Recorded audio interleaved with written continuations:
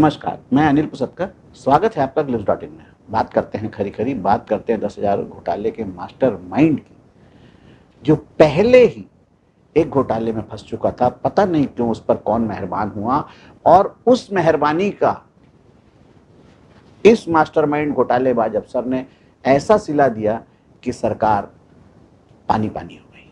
सरकार को पूरी टेंडर प्रक्रिया को निरस्त करना पड़ा, वो भी कैबिनेट की बैठक में।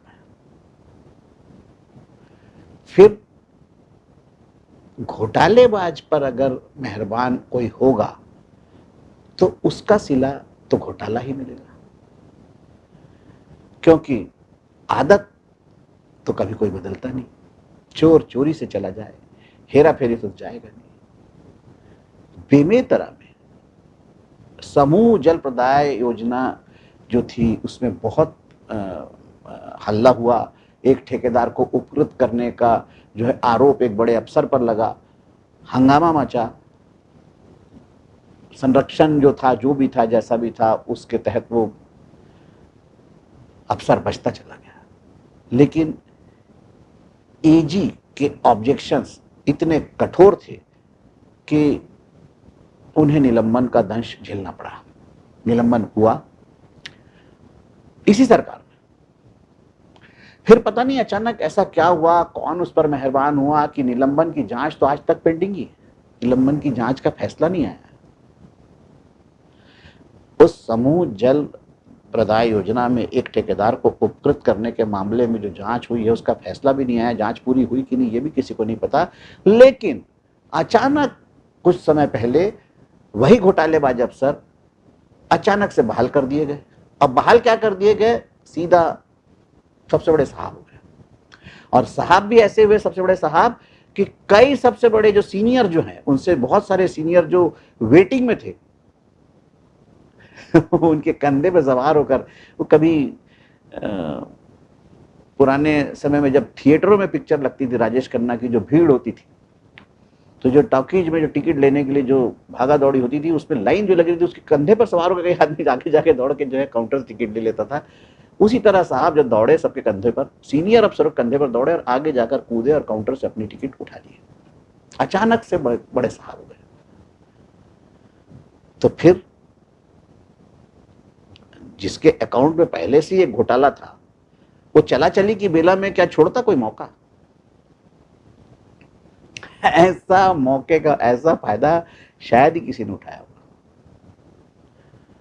मतलब वो आखिरी ओवर में 6 छक्के मार ही दिए उन्होंने। तकदीर खराब थी कि आखिरी छक्का जो है वो बाउंड्री पे मुख्यमंत्री ने स्वयं लपक लिया। वो भी हैरत अंगेज उचकाकर बाउंड्री के अंदर लाकर कैबिनेट में लाया और टेंडर निरस्त। तो सवाल इस बात का उठता है कि आखिर वो निलंबित अफसर बहाल कैसे हुआ, उस पर कौन मेहरबान था? फिर सबसे बड़ी बात कि अचानक से बहाल होने के बाद इतना ताकतवर कैसे हो गया?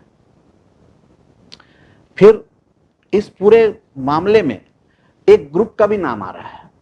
उस ग्रुप को क्रेडा में भी जो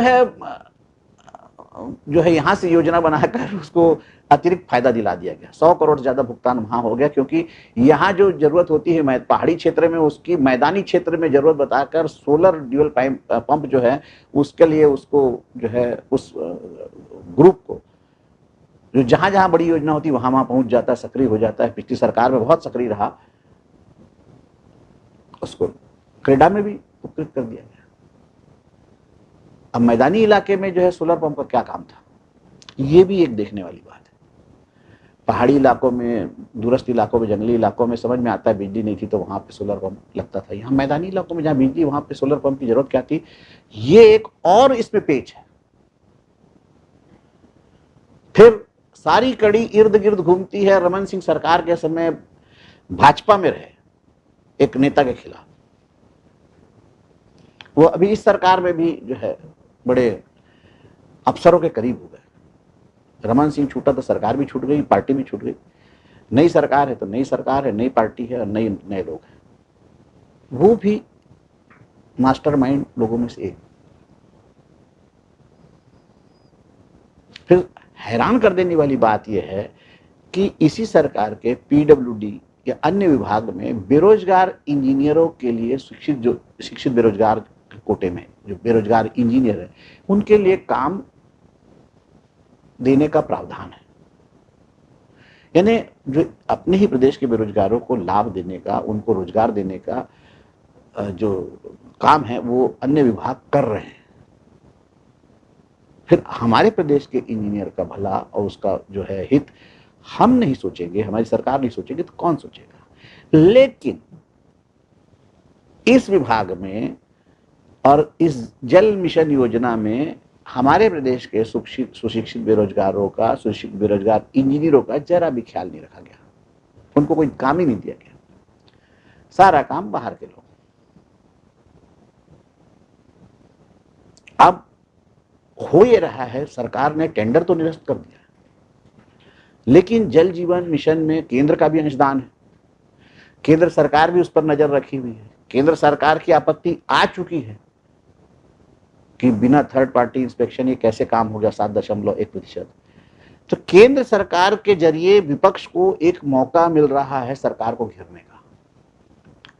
जो विपक्ष सोया पड़ा था, कुंभकर्णी सिंह चैन की नींद सो रहे थे, वो सोचे थे 5वें साल उठेंगे और फिर चिल्लाएंगे हो और शायद बिल्ली के भाग से छूटा जैसे छीका फूट जाए और सरकार बन जाए। तो उनको अभी से सपने आने लग गए कि सरकार बन सकती, वो उठ गए, तैयार हो गया। वो विपक्ष जो है अब जो पूरा लग गया, दिल्ली में उनकी सरकार है तो वो लग गया कि घेरे कैसे सरकार को। ये तैयारी भी हो रही है। मैंने सरकार अपनी तरफ से पूरी कोशिश कर ली, सरकार ने खुद को बचाने की। टेंडर निरस्त कर दिया, यहां तक तो ठीक हो गया है, लेकिन कार्रवाई के नाम पे कुछ नहीं हुआ है। और कार्रवाई के नाम पे जब तक कुछ नहीं होगा तब तक ये साफ होता ही नहीं कि इस मामले में कोई बड़ी कार्रवाई हुई है। टेंडर निरस्त होना बहुत बड़ी कार्रवाई है, इसमें कोई शक नहीं। साहसिक कदम है, ऐतिहासिक कदम है, प्रशंसनीय कदम है, सब है, सराहनीय कदम है, अनुकरणीय कदम सब है। लेकिन दोषी के खिलाफ कहां कोई कार्रवाई है? तो मास्टरमाइंड तो बचा हुआ है। मास्टरमाइंड के खिलाफ अगर कार्रवाई होती है तो पूरा मामला खत्म हो जाएगा। फिर ये विपक्ष फिर शांत हो जाएगा, उनके पास कहने को कुछ नहीं होगा। लेकिन अभी उनके पास कहने को है जरूर कि मास्टरमाइंड के तो खिलाफ कुछ हुआ ही नहीं, जो पहले से एक जांच में फंसा हुआ है।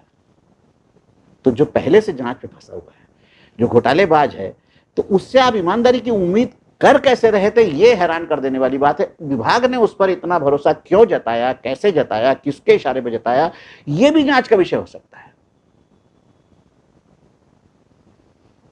तो उम्मीद है सरकार इस मामले में कड़ी से कड़ी कार्रवाई करेगी, विभाग के मंत्री इस मामले में कड़ी से कड़ी कार्रवाई करेंगे, अधिकारियों के खिलाफ कोई एक्शन लिया जाएगा, ताकि मंत्री को भी एक मौका है कि अपनी छवि बचा ले।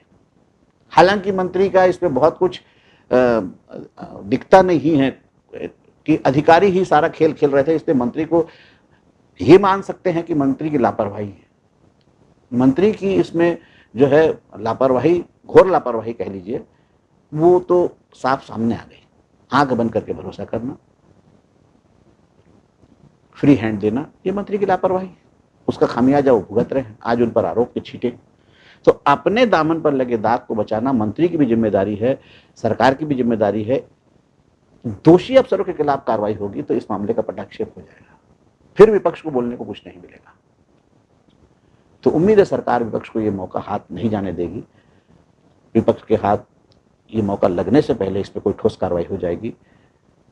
और अगर ऐसा होता है तो ये बहुत बड़ा उदाहरण होगा अन्य प्रदेश की सरकारों के लिए भी। उम्मीद है सरकार भ्रष्टाचार के खिलाफ एक बहुत बड़ा उदाहरण पूरे देश के सामने रखेगी। और अगर ऐसा होता है तो सरकार और मंत्री बधाई के पात्र हैं। नमस्कार, अगले अंक तक के लिए दीजिए मुझे इजाजत। For more information, log on to www.clips.in.